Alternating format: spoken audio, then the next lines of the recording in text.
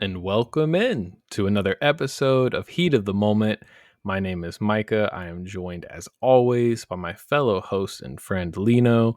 We have a exciting show for you guys today. It is getting to be the dog days of the NBA offseason. Rosters are pretty much final at this point. Summer League has wrapped up. So it's going to be a bit of a review show. We're going to talk about how different guys looked in Summer League and what we make of the Heat off season as a whole. And we also, hopefully, at the end, we'll get into some lineup discussions, kind of what we might project starting and closing lineups, different things like that to be. But the first bit of news we probably need to address is Damian Lillard will not be signing with the Miami Heat. That is something we had talked about on the show a little bit. It seemed like, the Heat had an open roster spot. That's where Dame wanted to go eventually. But it ends up that Dame wanted to go home more than anything else. He is signing back with the Portland Trail Blazers, which is tough because they had a lot of, we'll say, tense negotiations or maybe a lack of negotiations with the Heat during the Dame saga. So it's frustrating as a Heat fan, but I think uniquely Heat fans might be most well equipped to appreciate this type of homecoming because the way Dwayne Wade returned after short stints in Chicago and Cleveland, it's just a special kind of feeling that can really only be created by the literal greatest player in franchise history coming home to finish out their career. So while I was initially disappointed, ultimately I was able to be pretty happy for Dame, his family, and not Joe Cronin, but the Portland fans. Lino, did you feel similarly? Do you have any other thoughts on Dame going back to the Blazers? Yeah, I understand where Miami Heat fans can, be disappointed that we, whiffed on Dame again, but at the same time, I don't know that he was a huge priority for this team, nor did I think, coming off a AC or not an ACL tear, an Achilles tear, it was something that was really going to be effective for us in the short term. It would be a thrown away year and then a question mark of a year after that, and presumably paying him through both of those. And I don't know if that would have actually made fans feel any better as we're going through the season. With that being said, I was really excited to see him go back home. That Dwayne Wade piece is the first thing that comes to mind. I can definitely remember I literally have written pieces of work about Dwayne Wade coming back to Miami. Like that was a pivotal moment in Miami Heat fandom for me personally. And so I can definitely appreciate that for the Trailblazers and the Trailblazers fans. So, kudos to them. It's crazy how much stuff they managed to retain since trading away Dame. A lot of it looked pretty bad in losing Dame, but in a different light, all those assets look pretty good now that you still have Dame. You now have Drew Holiday. I mean, everybody's older, of course, but you also received assets through that whole process, and you weren't going to be very good in this time frame, anyways. So it is kind of a wash. So that's pretty cool for them. I'm glad Dame didn't just go somewhere else in the East. That would have been really frustrating. But otherwise, this is probably second best case scenario. Yeah, well said. The next bit of news, a little bit more of a sad piece of business, and that is it was confirmed by Pablo Torre of ESPN that Terry Rozier is still under investigation for his alleged involvement of some type of gambling ring. Lino, I know you listened to Pablo's show. Could you tell us more about what's going on? Yeah, I tweeted this before I watched Pablo's show that I thought this was a bit of a nothing burger to bring up in the middle of the offseason and could easily be a distraction for Terry Rozier's return to form as he had just a terrible year last year. And I'm hopeful that he'll be somewhat better in some capacity. So I was a little frustrated to see that news release, but I did actually watch all of the reports from Pablo on this situation, which was fascinating, by the way. And I highly recommend going to watch it.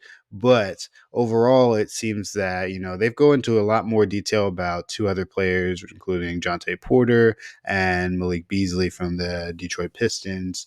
And while there's a lot of details about that, the crux of everything is that, and the biggest piece of news is that those two things may be related rather than two separate gambling incidents. This could be a connected gambling network deeply embedded in the NBA, with those two likely being confirmed to be a part of it, and Terry Rozier is still technically under investigation for being a part of that. And so, with that being said, there's still not really news there. The NBA did do their own internal investigation and found no wrongdoing, according to Terry Rozier's lawyers. And the FBI hasn't come out and said that they've actually found conclusive evidence one way or the other. I do think they're just still, it's still up in the air about what they're going to conclude about the situation. Turns out that there was it's like 3 or 4 days before game Terry Rozier was going to play in for the Charlotte Hornets. He left that game about 10 minutes into the game, stating a foot issue. But 2 or 3 days prior to that game, a random person in Louisiana or Mississippi, somewhere in the southeast, put in like 30 bets on his unders, which all, of course, hit because he only played 10 minutes. And so that sparked a red flag, and that's kind of where the source of the investigation is coming from. But there's not anything necessarily that we know about that has tied him to informing this person of that information. So it could have come from anywhere. I mean, it could come from Terry, but it could have also come from training staff that maybe let someone know that, hey, he was going to give it a shot. But after a little bit, if it didn't seem right, he was going to leave pretty early. And maybe someone was just crazy. I mean, people gamble on crazier things. And so that kind of lead could lead to some intense betting. I'm not really here to speculate on those kind of things, but it's all up in the air. It's still a bit of nothing for right now, but it's not completely cleared up that he has done nothing wrong. I'm here to speculate a little bit. Sure. So I don't know a lot about like gambling and stuff, but I was reading it like you said. You highlighted it all well. I think this person, it was in Biloxi, placed almost $14,000 worth of bets on Terry Oh yeah. Rozier unders, which just that sentence alone should have you put in prison. But it to me, I just like you said, he played 10 minutes and then he left. Technically, someone on the medical staff could have known that he was dealing with a foot ailment, but what I don't get is why play him 10 minutes? Like if you're Terry, that's going to mess up your averages. That looks like you had 0 points.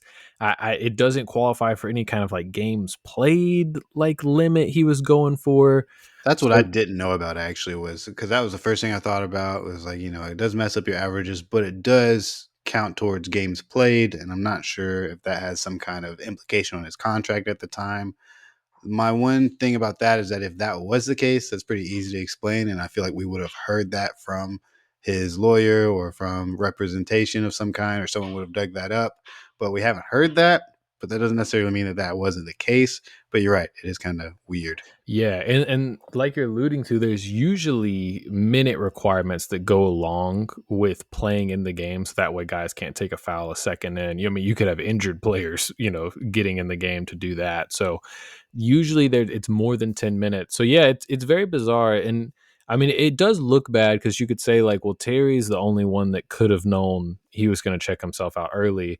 And of course, it's easy to fill those pieces in because, as you mentioned, Jonte Porter. I mean, there with his case, that was, if you don't know, anyone listening, that was a player for the Raptors that did this same thing, but actually was like directly involved. Told people he was going to take himself out early with different injuries, and people, made a lot of money because he was giving them this inside information that he was going to take himself out of the game. This sounds a lot like that. It doesn't mean this is that, but it's very bizarre. I'm very curious to see how it all plays out. I will say, Heat fans, I think no matter what happens, we're not getting that first round pick back. I've seen that floated around because it's like, well, this happened before we traded for him. If Charlotte knew there was an investigation, da da da da da, I don't think that's happening. But I will say that that is crazy that if they knew there was a federal investigation with a player that they traded without disclosing that. Who's to say whether or not the Heat knew about it? But that is quite bizarre to me. We're not getting the first round pick back, but it is right to at least question, or at least, I mean, the NBA, unless they came back, I don't know. I just think the NBA probably should have some kind of punishment there, some fine or something like that. Feels yeah, like something that needs to be disclosed. But I don't think. I mean, if Terry did this, which would be one of the really the worst things you could do when it comes to sporting and competing. Um, the silver lining is that all that money comes off our books, and that changes our free agency for 2026 quite dramatically. So, yeah, we'll see. We'll see what happens. So again, there's not really much to report there. It's just that the story isn't over just yet. It is the Yeah. FBI. They could pop up tomorrow with the whole thing. Pablo Torre himself popped up with an interview of a guy who was doing the betting on the phone. I've been convinced over the past week that anybody can find anything if they just try hard enough and spend enough time, resources, and technology to do it. So we'll see what happens. Yeah, we'll continue to follow it, and like Lino alluded to, there could be contract implications if something does come out that's like criminal about this. And again, the Jonte Porter thing is really the only reference point I have for this. When that information came out, it kind of all came out at once, and Mhm. once it was confirmed he was directly involved, he was banned for life from the NBA, all that. So I would suspect that the Terry thing, there must not be a smoking gun here, or it would already be over with. But it doesn't mean there's not more to come. So yeah, regardless, I mean, just like you said, you don't want it to hang over Terry's head. And I think Pablo's specific reporting came out because like a month ago, Shams Charania reported Terry had been cleared of all wrongdoing in Mhm. this, which I guess could be true, but if you're still under investigation, that kind of makes me think that if you're being investigated, they could find more wrongdoing. But anyway, we'll keep you Yeah. guys updated. It's a very bizarre storyline for the Heat offseason. But to get into some more kind of normal basketball talk, Summer League has wrapped up now. The last time we talked about Summer League, I believe we had only seen the California Classic games. So there's a lot to get into. Kasparis Yakachonis, the Heat's first round pick, had some great games, and he had some not great games. We saw more flashes, exciting flashes. We saw a few more moments where we're like, okay, that's stuff he needs to work on. But Lino, before we even get to Kasparis, I think you could argue the biggest story of Summer League for the Heat, definitely Summer League in Vegas, was Eric Spoelstra versus Khalil Ware. So Heat fans, if you missed this, Khalil Ware in the California Classic, and I believe after like the first Summer League game in Vegas, just wasn't showing a lot of effort, was averaging less points than he did as his rookie Summer League. Just wasn't playing very forcefully, and honestly looked like maybe he didn't really want to be there. Maybe he didn't expect to be there. And so then Spo very pointedly called him out in the media, talked about wanting him to be, more of a professional, play with more force. And then Khalil responded with some big games, and then they let him go home. They didn't, after he showed some dominance, they let him go. So, Lino, I think the two most interesting parts of this to me are, what did you think of Spo making those comments, and what did you think of Khalil's response to them, both on and off the court? Both were incredible to me. I just think, the point of summer league, the point of being, a rookie going into your second year or going into your third year, this phase of your career is all about learning. And so you can't do that without making some mistakes. Some players, they're complete professionals from day one. They've been coached through all this. They know all the things and they've got the right attitude about stuff. And so they don't run into these problems, but some players do. Everybody has their own flaws that they have to work on. And so I just loved everything about how this turned out. It's not fun when a player you're super excited about shows up to summer league and you have these expectations for him and he doesn't meet those expectations, and he also looks like he doesn't want to meet those expectations. I remember texting you, I remember seeing fans tweeting online like, is he okay? Like, he doesn't look good out there. It's like not even that he's like messing up or doing stuff. Like, it just doesn't look like he's trying at all, and not even the regular concerns of a lack of motor that he came into the league with. But I was like, this guy looks very disconnected from whatever's going on the court. And so it felt vindicating for Spo to come out and tell everybody, like, hey, you guys aren't going crazy. This isn't like some weird thing. He's like, he's not doing what we're asking him to do and what we're expecting him to do. And we need him to work on this element of professionalism in his career if he's going to find success. But Spo also did in the Spo way, where he's like, I feel very confident that he is going to develop these skills and he is going to show up and be professional. This is just one of those learning moments. And he responded super well. He came out not only from a playmaking and performance standpoint, but from a professional communication standpoint. He obviously got asked about it by the media, and I thought his answers were very what you want to hear from a young guy who has something that they're working on, or you know, these young guys these days, really all the NBA players, their coach came out and really took him through the ringer in front of the media. You could easily see them responding poorly to that.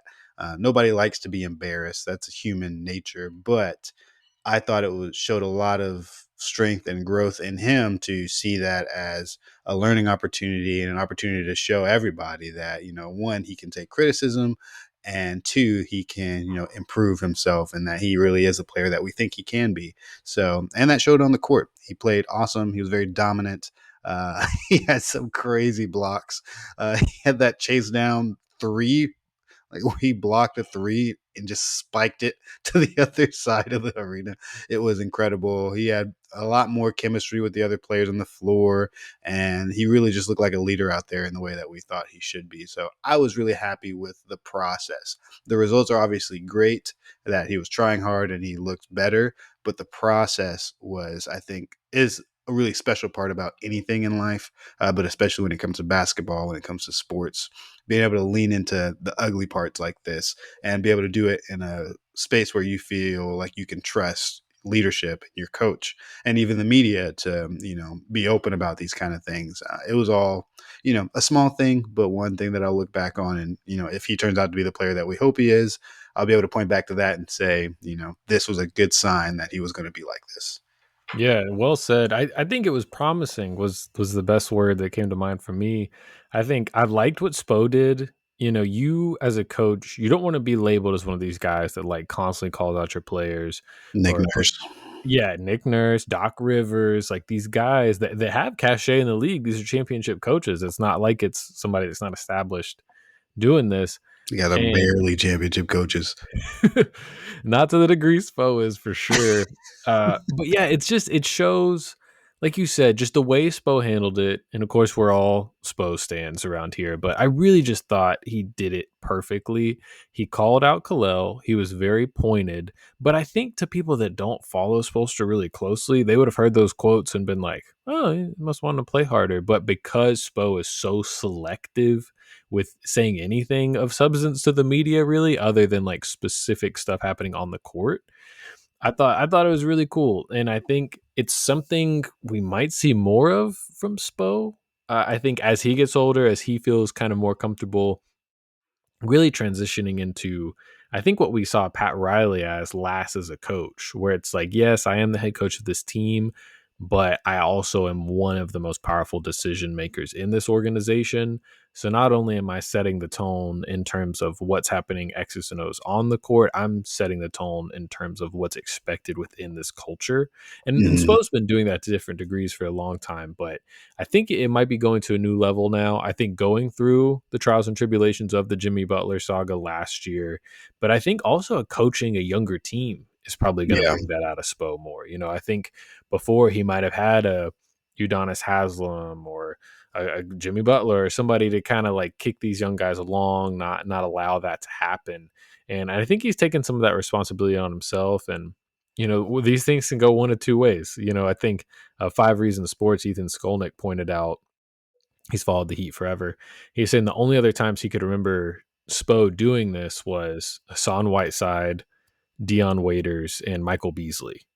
Mm. And if you're Khalil Not a fun Ware, list of yeah, if players. you're Khalil Ware, you don't want to be on that list, right? But I think you'd have to go back and look. But I think all those guys responded pretty poorly to this kind of messaging. And like you said, I thought Khalil just responded really well. Khalil's not perfect; he's still figuring a lot of stuff out. He doesn't always know where to be. He likes to grab rebounds with one hand. He likes fadeaway jumpers when he could dunk on somebody, but he played so much more forcefully, played a lot harder, and like you said, seemed to be communicating with his teammates better. So just that was all great. To me, maybe the more important part was how he spoke to the media during all this Mhm. saga. Because I mean, you're a young guy, you're getting asked about your coach, basically saying you're playing lazy. It's really hard, I would think, for a guy's ego not to be like, "Well, did I play lazy tonight? Like you saw how I play." And he was just like, "Listen, he's a lot in me. I'm gonna keep, making sure I'm professional." And Ira Winderman, who shout out to Ira because he always asks like very pointed questions. Yeah. He was like, "Khalil, why don't you play hard like this all the time?" And Khalil could have taken that a lot of different ways, and he just said, "You will now." or something to that effect. So Yeah. again, just both sides handled it really well. It was funny. It became such a story, but that's what summer league's for. There's not a lot going on. Just to So get us by. yeah, so it was cool. But to turn back to Kasparas Yakachonis, who I think the summer league was really supposed to be the main character of, and while he had some moments, it kind of was taken over by Khalil. But Kasparas, we talked about last show. When we recorded last, I think he was 1 of 15 from the field. So he definitely started putting the ball in Okay. the basket a lot more. His actual Las Vegas Summer League stats ended up being pretty decent. It was like 15 points, 4 rebounds, 3 assists, 45% from the field, 35% from three, 100% from the line. I got to the line about 4 times a game. So I think ultimately looked pretty good. But did anything else kind of click for you, or were there any flashes specifically at the Vegas Summer League that you kind of want to add to our discussion we had already about Kasparas? The hot shooting was just really incredible to actually see come to fruition because that was always going to be a big piece. He's got a great, tough shot making repertoire in his portfolio from college and Euroball, but he was not much of a catch and shoot 3-point shooter, which is so bizarre to me, but it is what it is.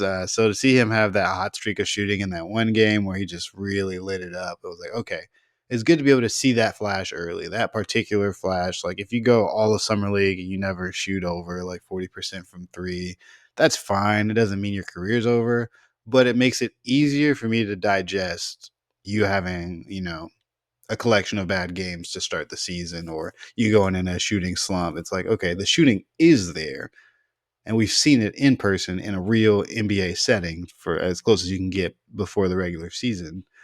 And so that was helpful in just building confidence in what he could be as a prospect. The defensive effort was real. Like I think this guy probably didn't get enough credit for the type of defensive effort he showed in college. And I thought, he knew where to be. He tried hard. He didn't get pushed around as much as I felt like, scouts were saying he might. And these aren't necessarily the full NBA size guys that he's playing against. And a lot of players in Summer League end up being undersized or not as athletic. But I thought he showed, real potential there. The turnovers the turnovers are a growing concern that I was already concerned about. But are you freaking out about that at all? As far as just there were some really ugly turnovers throughout this whole tournament. That was probably my one red flag of why, like, Mhm. I don't know that this guy is really close to being ready to run an offense for this team in any capacity from the starting point or from the bench. Yeah, I think that is probably what the turnovers did for me, which was kind of set my clock for him a little further back. It Mhm. didn't change my outlook on his ceiling ultimately. It kind of just changed how far away from the ceiling we might be in terms of how Yeah. much time it'll take. But I will say it sounds funny. I'm so glad the Heat participate in the California Classic. Some teams only do the Vegas Summer League because it's so helpful to see someone struggle and then see how they respond. And Mhm. I thought Casper's responded really well to those rough games, and you just learn so much about a ball player's mentality, because some Mhm. guys would just start chucking up shots, which he really didn't do that. Even that game he went crazy from three, he was still making the right play. The announcers mentioned that a couple times. He was still very engaged defensively when the shots weren't going in. And in these Khalil Ware games where Khalil really went off, there were several where Casper's had, 5 points, 6 points, and he was still very engaged on defense, was still trying to make the right pass. So that told me a lot about his mentality and honestly about his commitment to improving. I feel Mhm. really, I guess the ultimate takeaway was when I found out the Heat hadn't worked him out. I was like, oh man, I hope he's a Heat guy. Cause like Yeah, it just, Spo everybody. It's a cliche, but we're not for everybody is what they all say. But it's true. Like it's true. if you're not cut from the right cloth, like it's just not going to work. And I really feel like Kasparis embodies a lot of that. He was playing really hard on both ends. He was figuring stuff out on the fly. He looked confident on offense, even when his shots were falling. He was or not falling. He was still taking step back threes, still getting to tough pull ups. And to circle back to turnovers, ultimately, I don't think I'm like concerned as in it's like a fatal flaw. I think it'll Mhm. be his biggest thing to clean up, and specifically his handle, right? Like Yeah. the passing turnovers, you never played with these guys. Everyone's faster and more athletic than you've ever played with. That'll take time. It was really the reps where it was like, okay, it looks like the person on defense is making you do what they want when it's Yeah. supposed to be the reverse, right? Like you're supposed to have them on their back foot. So I think strength will help a lot. He's talked a lot about wanting to get in the weight room. And you saw, not to just comp Euro Heat guards to Euro Heat guards, but Goran Dragic was somebody that, you'd rarely see Goran hit like 3 dribble moves in a row, but he was so Mhm. strong. He would almost do like a half post up, at the 3-point line, pull away, Yeah. then one crossover, and he'd be gone. Create a space that way, yeah. Yeah, and so I think Kaspers will figure out, what he can and can't do in the NBA, and I think we already saw some of that at summer league. So I'm feeling pretty optimistic about it. I think probably needs to spend most of this year in Sioux Falls, which is totally fine. But Tell the I fan base that. well, I get think they're gonna be ready, livid. get I ready. think that's one thing, if anybody is livid for the 30 people that watch this show, like, get ready to not see Casparis for a long time. Like, he's not close, I think, to especially as a team that's going to try to win as many games this year, given the landscape of the Eastern Conference, which that's a whole other episode as far as, as we get closer to the season, it looks further and further away that we are going to do anything close to trying to advance our draft odds. Really, it looks like we're going to try to get as far as we can once again, which could be fun, but that looks like it will not involve Cass playing a huge role, at least to start. And so I would want fans to just anticipate him being in Sioux Falls for a while, playing some spot minutes here and there if we get injured. I don't know if he really cracks the rotation as the player that he is right now, which is not a bad thing as a 20th pick in the draft. It's just maybe a little lower in expectations as far as fans were expecting immediately after the draft.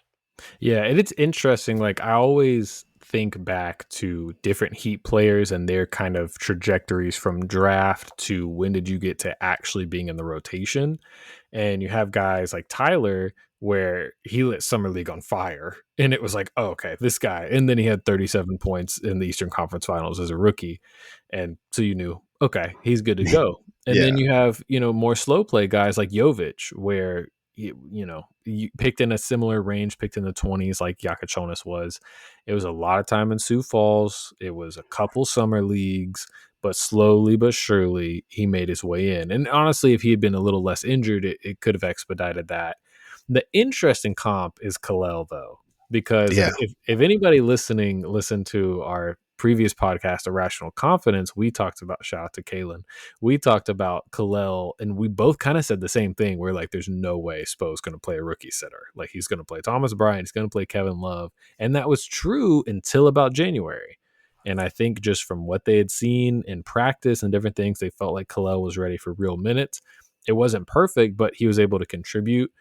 The difference here is Kalel, he could contribute with his tools in a way I don't think Kaspers can. Like Kalel is Mhm. 7 feet tall. He is a freak athlete. Like Yeah. no matter Relatively how, good shot blocker. And, even if yeah, you're not making great decisions, it's still generally good to block a shot. Like, yeah, and he's offensively dependent on other players. They're just having him screen, dive to the basket, take open threes. But defensively, he had to do a lot, and the coaching staff trusted him. So maybe Caspers will be the inverse. Maybe they'll be like, just do as little as you can on defense, and on offense, like we're gonna put good players around you, but we're gonna let you run the show a little bit. So I don't know. It could surprise us. Spo surprised us last year, so we'll see. The other mhm. thing Caspers has going for him is other than Davion, there's not really a point guard that's going to be available. Like Drew Smith is coming off the Achilles. That'll probably There's a take a point guard that's while. available. We just really should not put him on the floor. Terry, Yeah. true. Technically Terry is Eric available. Barrett, healthy, and could play 35 minutes a game. That that That's is what. something that this sounds weird. And listen, if Terry has a bounce back season, I'd love it. But right now, I would rather see Drew Smith which I guess people felt like that last year. Yeah, people But were if like begging for that until Drew yeah, got injured. yeah, if Drew's ready like in November, like I would rather him play over Terry, but we'll see what happens. A couple second year guys, if you just had any additional notes, Pella Larson, we talked about Kashad Johnson as well, but did they do anything else that popped to you? Anything that was extra exciting, I guess you'd Um, say, in Vegas? we really got to see what Jaime Jaquez Jr. is going to do this season because he's going to lose all of his minutes to Pele if he doesn't figure out a way to be as valuable as Pele showed to be through summer league. He just looks like a pros pro out there. He looked like that in his first summer league. I was like, why does this guy look like he's been in the league for 10 years as like a really solid role player? He's awesome. He looked great out there. And yeah, the minutes rotation and that kind of wing area is going to be as interesting as it always is on this Heat roster, as far as who's actually going to get those backup minutes behind Wiggins. Um, but Kashad is close. He's close. Yeah. He's got the athleticism. Like he's looks better than he looked last year. He's just not exactly, I think, ready to be a defensive enforcer that we would need him to be, from a decision making standpoint and just like one on one disruptive coverage. Like he's just a freak athlete, and I know that he can and it has been crafting towards being like a serviceable NBA player. It's just not exactly there just yet. Yeah. He's just a little bit too slow in the processing.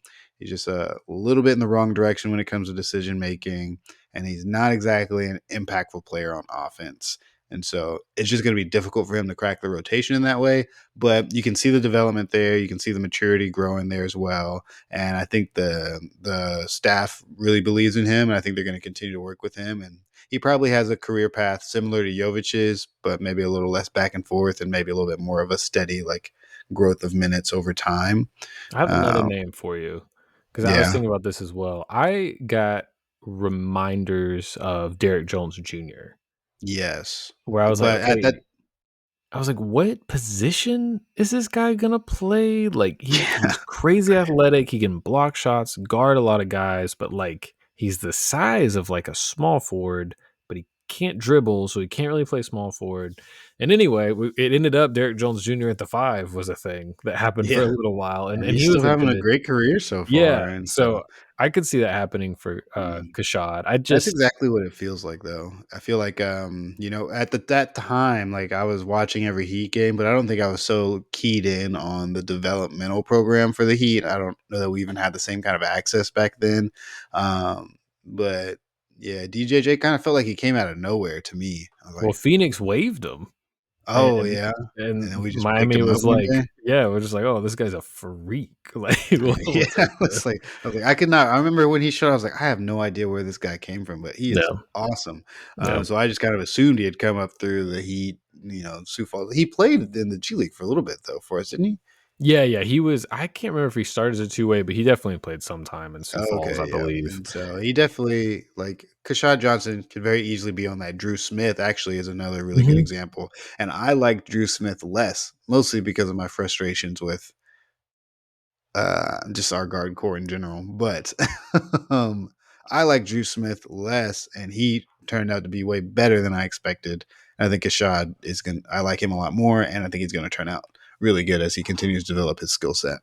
Yeah, I think that's all well said. The other thing with Kashad that I think makes me think it'll be a while. It might even be next season before we see a lot of him. That's what I'm Is thinking. is is like you said, that wing rotation or forward rotation, however you want to classify it, is pretty crowded when you think about Wiggins. Bam technically is the starting power forward now, and then off the bench you're going to have Jaime, Haywood.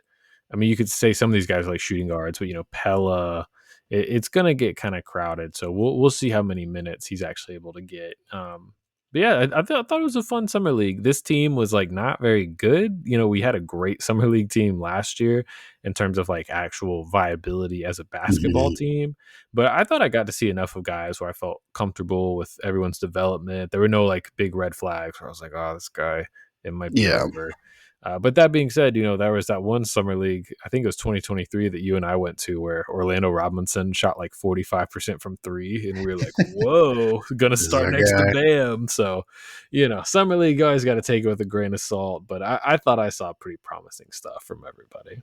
Yeah, our guys look good. The guys that aren't our guys yet, I didn't really see any Isaiah Stevens in there, or just players that I really really wish we had space for. And guys had good performances, but it definitely didn't feel the same as last year. Oh, do you have any thoughts on Vlad Golden? He's a two-way right now for the Heat. So that is probably somebody that people might see during the season.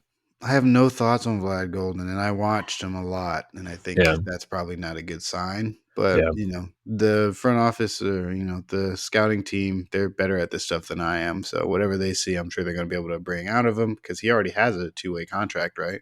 Yeah, he's on a two-way, and honestly, the Heat's sent. This is a big. If anybody doesn't know, he's a big man. He played at FAU. Went to their final. Was on their Final Four team, I believe. He is interesting because the Heat have Ware, Bam, and then like you can kind of play Jovic at the five, and that's really it. So there could be. I mean, it would just take a little foul trouble or one injury for him to be pretty close to some rotation minutes. And I think if you insulated him with like the four best players you could, like the four Mhm. non-best centers on the team, he could survive. I thought his screening wasn't consistent, but when he set a good screen, it was very solid. Good hands, soft touch around the rim. Pretty slow footed. He's going to have to be in a drop, and we're going to have Yeah. to hope it's Davion guarding the ball, and so that the screen just he navigates around it. But yeah, I think he could be fine. I don't know if this is a good or bad thing. We keep comping everybody to older Heat guys, but I got like Omer Yurtseven vibes, like I would even say that he's probably more serviceable than Omar Yurtseven. Like Omar yeah. eventually, or like we realize he's actually not playable at all. And Golden has like a traditional skill set that's refined enough at his age that he could go out there and survive for 5 minutes. Omar never could play the floor without really ruining things for the most part. And I Well, was it, I was this on is Yurtseven Island for a long time. this is such a side tangent, but this is gonna sound like Omer. No hate to you, bro. Like great basketball player. You're a professional. Much respect to you. Basketball player, yes. He is a basketball player. The success that we had when I think it was 2022 that season. Bam had the thumb injury and was out for so long. Mhm. The things Kyle Lowry allowed Omer Yurtseven to do, like that, I was like, this is a first ballot Hall of Famer, no doubt. Like Kyle Lowry's so brilliant. And I know some Heat fans probably like soured on Kyle by the end of it. The lineups that Spo would put out there with him, And be Kyle would calling some bullshit for dude, 15 minutes a and he game. would snake 3 screens, and, I mean, he'd be running pick and rolls 6 feet from the basket, and he would somehow find Yurtseven for a layup, and he made Yurtseven look good. He was like, people thought this was gonna be the next, Heat undrafted success story. So, anyway, shout out to Kyle Lowry. I wish you weren't a Sixer, but still wish you the best. Yeah. And shout out to Golden. We'll see what happens with him moving forward. Yeah. I think Yeah, that's everybody for summer league, though. Huh? yeah, that's pretty much it. But yeah, you guys might actually see some Vlad Golden. Big Bad Vlad is a nickname if you want to keep that in Sick. the back pocket for if he gets some minutes. To transition away from summer league, I wanted to do kind of, I guess, some off-season grades for us. What we would give the Hmm. Heat, but then kind of also, I know you might have some takes kind of on the perception of Miami, and kind of what different, whether it's national media or local media, kind of make of the team and their summer. So whether you want to start with other people's thoughts or your thoughts, how do you think this offseason is going to be summarized? For me, I feel really good about the offseason. At When it comes to comparison to expectation, like what we went into the offseason feeling was available for us and what we walked away with. Some people may look at this offseason, go into it, and think we could have walked away with Kevin Durant, Damian Lillard, who knows what other kind of superstars. Me personally, I never really felt super strong about our ability to get those players, or even Giannis, all these guys who were question marks in the offseason, and they never really felt like question marks to me. And if they were, it didn't feel like we had the assets to really entertain bringing those guys in without just being a completely different team at the end of the day, which a different team that also probably wouldn't win very many games anyways. So I like the changes around the margins we made. I like the decision making we made that really balanced a competitive season this upcoming year and financial freedom and flexibility for the following free agency in 2026, which feels more and more like it can be pretty important. I think there's a lot of situations out there that by next year are gonna look different, and it'll be nice to be available with better assets at that time. When it comes down to breaking it down, ultimately we've got the Duncan Robinson situation in which we don't end up paying him $20 million. We bring in another guy with a similar skill set, size, and can do most of what Simone Fontecchio or what Duncan Robinson can do with Simone Fontecchio. We get Norm Powell for basically nothing. We improve our guard core, we improve our shooting, we improve our score making, all three things that were very important for us as a team to look any better next year. And so, with those key things, that just feels like a win to me. And so, if I were to give it a grade, I'd probably give it a B plus. It's not amazing, but it is better than expectations. I would have never thought we'd get Norm Powell. And I think we retain guys like Davion Mitchell. Like that is a Heat lifer to me. Like that is a really special player that we have on a great contract. So I think those are wins. As far as wins that were available to us, I don't know if we did anything dumb or misguided. It wasn't enough to launch us in the championship stratosphere. Probably not. But this Heat team is who we are. We're always going to fight. We're always going to try to win as many games as possible. Half the East is already injured, and that's not even accounting for injuries that are going to take place in the season and in the playoffs. There is the East is as wide open as it's ever been. And there's no reason not to be recklessly hopeful that a team with dang near three all stars at this point um, could shake things up in a way that we haven't seen before, especially with a full off season to get those things together. But before we talk about maybe other people's opinions, where did you kind of put this off season performance? So I had B plus written down as well. And I think, and some people might have a problem with that because a lot of times for the Heat, the expectation is you bring in a franchise changing player in the off season. We understand why those expectations are what they are. They assembled the big three, they got Shaq, they pulled Jimmy Butler out of nowhere. But if you looked at the options available to the Heat this summer, I don't think there was any silver bullet here that would have instantly turned them into a title contender. And that's why I feel comfortable giving them a B plus. We'll leave the A plus aside if they were able to somehow get a superstar. But the guys you mentioned, KD, Dame, to me, it's not a guarantee if they would have gotten those guys that they would actually move them closer to contention. And what I mean by that is it definitely would have improved their team short term, but the financial ramifications, the future assets you would have had to involve to do that might actually have put us further from the next championship Heat team. So that was kind of my thought process. You highlighted all the things we actually talked about on a show towards the end of the season. I need to go find this clip. I think we played a game where it was like, would you cut Duncan if it meant you could keep Davion? And the Heat kind of made that Oh, I decision. remember that.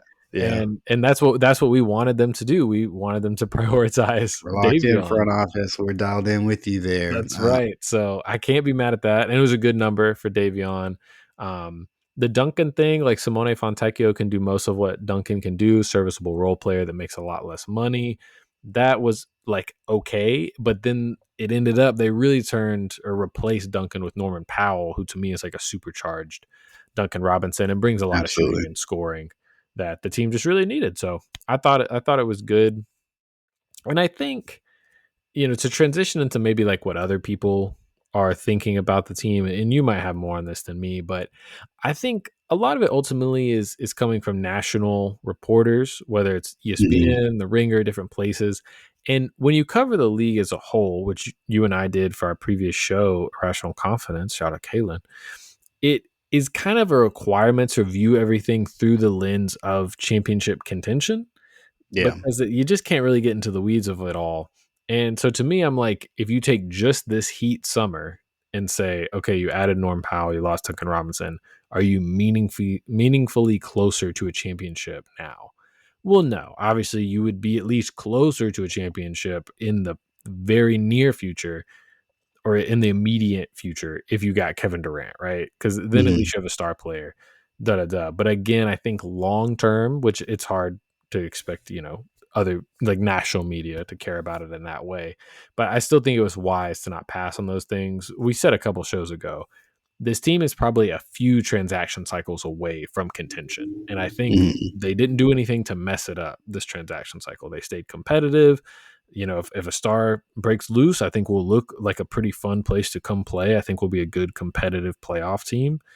And if one doesn't and we kind of have to go poach one, we at least didn't give up any new assets, cleared off some money from the book. So I think it's fine. But I get when people say it's like, well, the Heat aren't going to win a title. They weren't before. And I don't think there was a move on the chessboard that would have allowed them to in one summer.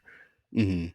Yeah, I think, you're right, and I try to give grace to the national writers. Their jobs are crazy hard. I do think people are probably underestimating how good the Miami Heat could be next year. I think a lot of them have associated our poor playoff outcome and season based off of that's just the best that Heat roster could have looked, and really, it's just the worst that Heat roster could have looked, and so yeah, if you go and you listen to any of the podcasts from the past week, whether it be the Bill Simmons show, Zach Lowe's pod, The Athletic has a Saturday show they do, and all three of them touch base on the Heat these past few weeks. Zach, I couldn't remember exactly what he said. He seemed kind of to be curious about what the Heat are doing. I think his big thing was like, what are they doing? I don't really know. I don't really see it. But I even had Noah, our good friend Noah. He reached out. He was like, "What's going on with the Heat? I don't really see the vision with what they've done this offseason." Bill Simmons and I believe it's Ryan Wasilla on that show did the five most bleakest teams in the league right now with the teams with the most bleak futures, and they put the Heat at like 4 or 3, and I was like, that's insane. We have all of our draft picks, we have cap space, we have 3 all-stars on our team, we have tradable assets, we've got young guys. Like, our future is like fine. Like, we might not win the championship, but we're not stuck without anything to do. Like, we have options. And on the athletic show, I think it was Mo Dekiel, Andrew Schlecht, and Alex Spears. They were doing an awards show for the off season, and the award they were doing was like, "It ain't much, but it's honest work" award for the team that made a move that you liked, even though it wasn't necessarily going to launch them into the championship stratosphere. And I think Mo had picked the Miami Heat because he was like, "You guys got Norm Powell for pretty much nothing. 20 point per game All Star. This is, it's not necessarily going to make you a championship contender, but it's like it's honest, good work in the offseason." And I agreed with that. But either Alex or Andrew followed that up with general disdain for what the Heat have done as an organization, not only this offseason, but in general.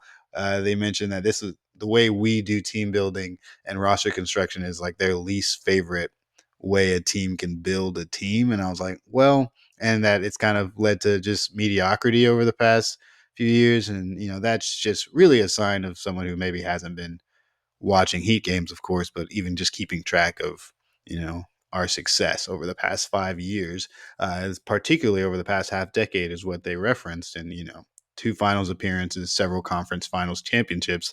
And I don't think we've missed the playoffs in 5 years. I think we've made it every year since 2019.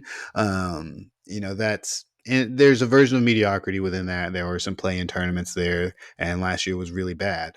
But in general, our way of team building has led to way more success than any other type of team building I think anyone else has done. I think the only people who've had more success than us are the Boston Celtics, and they do the exact same thing we do. They don't really tank, they just build a better team, and they do some crazy things, and they've gotten some really good trades, and they've benefited from really poor management of other teams' assets.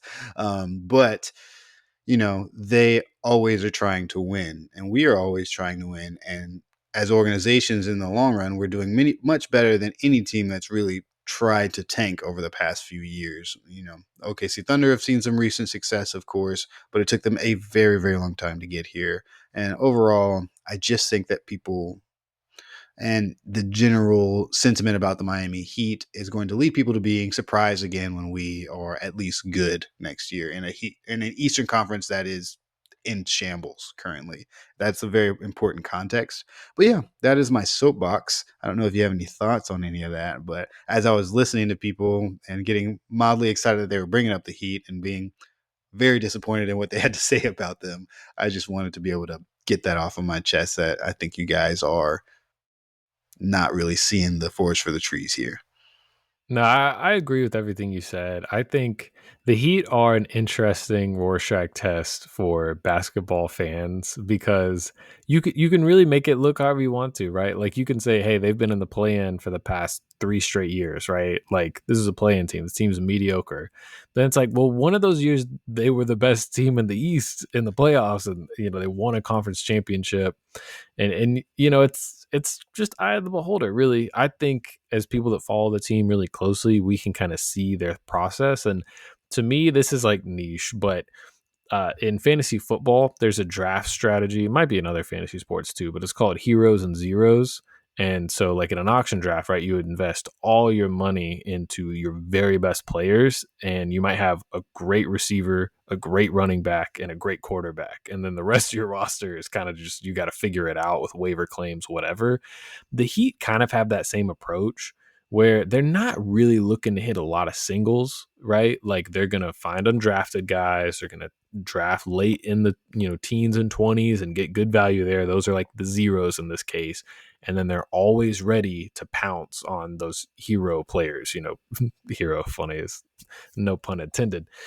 But they're ready to jump on the Shaquille O'Neal's and Jimmy Butler's of the world. So I like the Heat's process. It's unique. Not a lot of other teams do it this way. I think they're kind of the best version of playing the middle. You see a lot of teams like Chicago, Atlanta, different teams over the years have kind of been stuck in the middle. I think the Heat have shown probably as well as anybody that they can be competitive, can be appealing, and eventually can have a good foundation to when the next star is available. They can pounce on it and bring them in.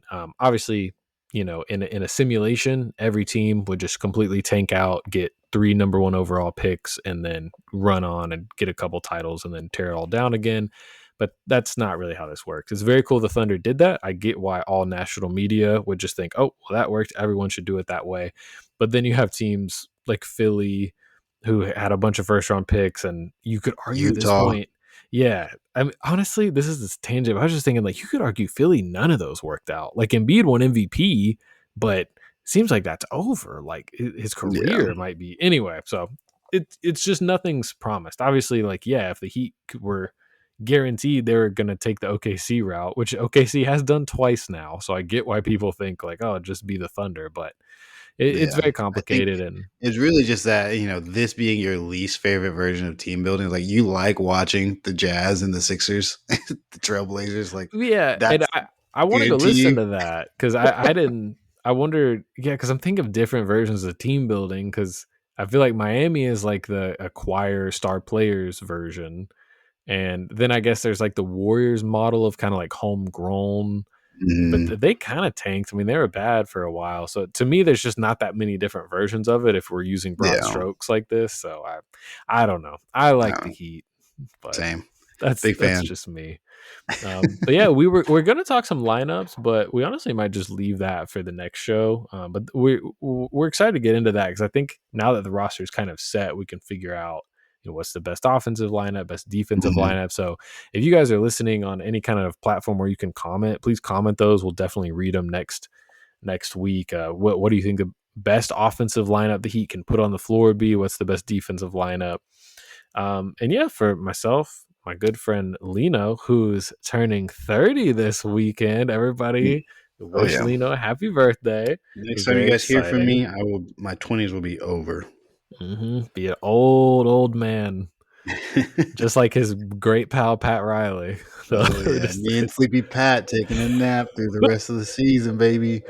that's right. So thank you all for tuning in. It was another fun episode. We'll be back sometime in the near future. Please like, comment, and subscribe on all your various platforms. Hope you guys have a good day, and we'll talk to you soon.